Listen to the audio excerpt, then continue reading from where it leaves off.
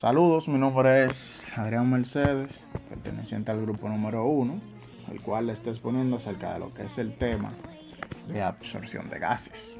Yo voy a hablarles un poco de lo que son las correlaciones de transferencia de masa, algunos otros empaques que se utilizan, etc.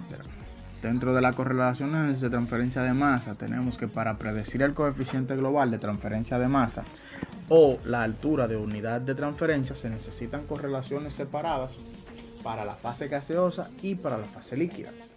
Tales correlaciones se basan por lo general en datos experimentales para sistemas en los que una de las fases ofrece la resistencia que controla, puesto que resulta difícil separar exactamente las dos resistencias debido a que son de magnitudes comparables. La resistencia de la fase líquida se determina a partir de la velocidad de desorción de oxígeno o de dióxido de carbono contenido en el agua.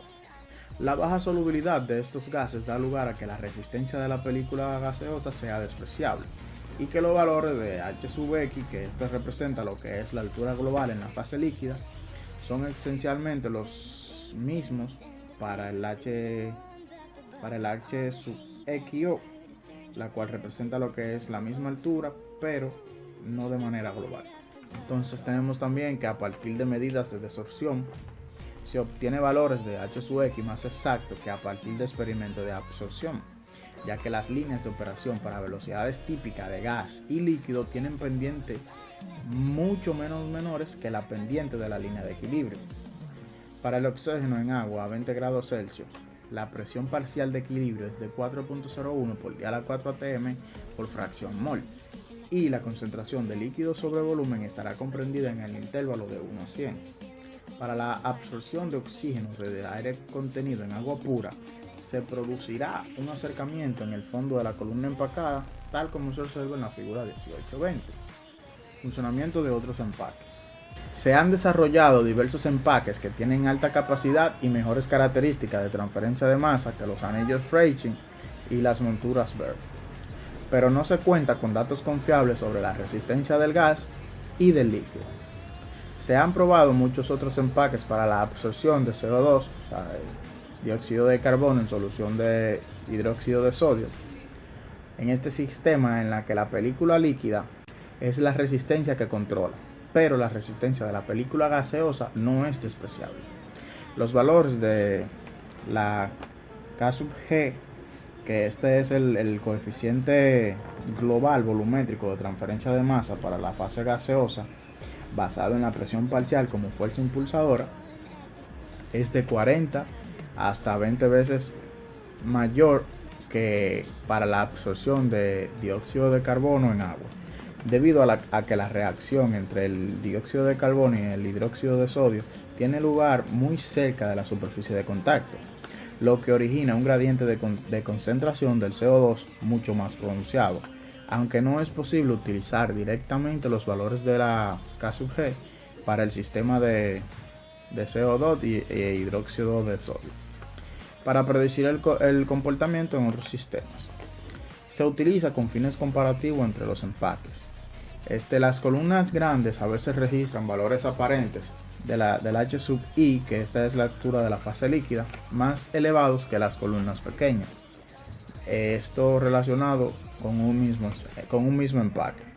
O sea que se han propuesto varias correlaciones empíricas para los efectos del diámetro de la columna y la altura del empaque.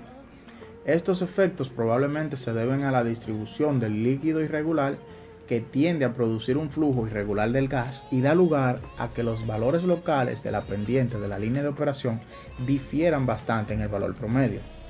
El efecto de la mala distribución se acentúa cuando la línea de operación es solo ligeramente más inclinada que la línea de equilibrio y cuando se necesita un gran número de unidades de transferencia.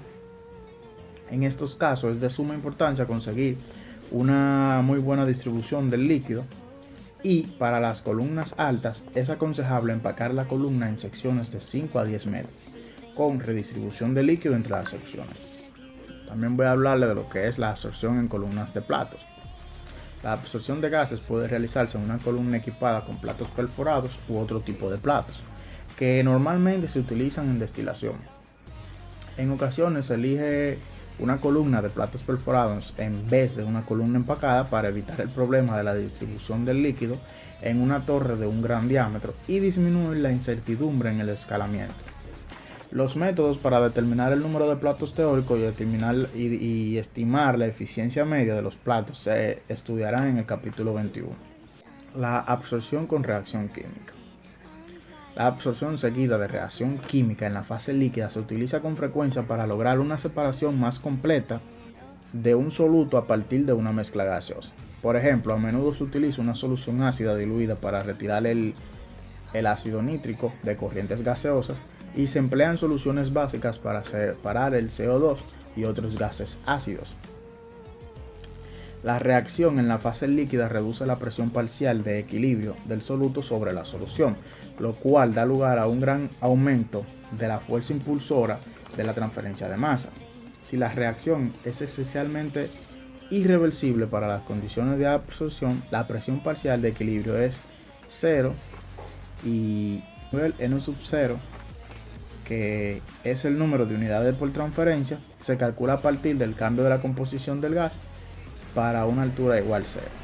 Aquí pueden ver la ecuación para determinar ese cambio de composición. Una ventaja adicional de la absorción con reacción es el aumento del coeficiente de la transferencia de masa. Parte de este incremento viene dado por la mayor área de la superficie de contacto efectiva, ya que la absorción puede ahora tener lugar en las regiones prácticamente estancadas, o sea, la retención estática, lo mismo que en la retención dinámica del líquido. La operación con flujo de corrientes paralelas cuando la reacción química es esencialmente irreversible y la presión parcial de equilibrio del soluto es 0. El número de unidades de transferencia para una separación dada es el mismo que la operación en contracorriente o en el flujo de corrientes paralelas del líquido y gas.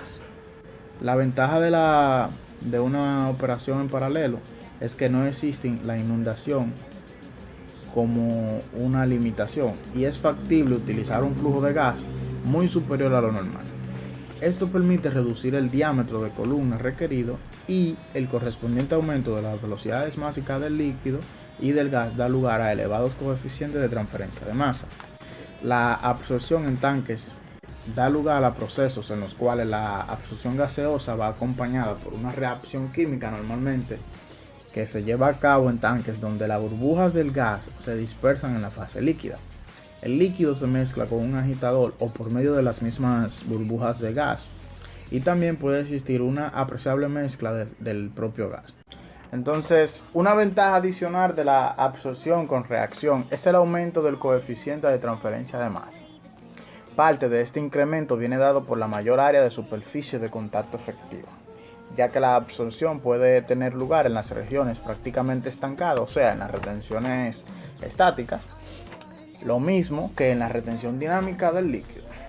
Una operación en corrientes paralelas ocurre cuando la reacción química es esencialmente irreversible y la presión parcial de equilibrio del soluto es 0.